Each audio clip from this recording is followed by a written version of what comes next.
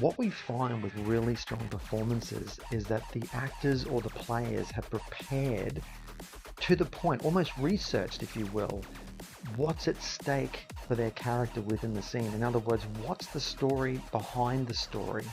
The real juice.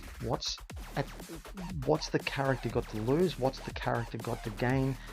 What's at risk for each character involved in the actual scene? Cicely Berry talks about it in Jones 2019, page 6, that actors must be aware of what they're saying and feeling, but also, more importantly, the meaning behind what they're actually saying and feeling too. If this resonates for you and you would love to see it in action, come along to see some really strong performances at Agency 888 on the 5th of the 9th at 7:30 p.m. for Actors Immersive Level 2, Term 1. You won't be disappointed. We look forward to your company.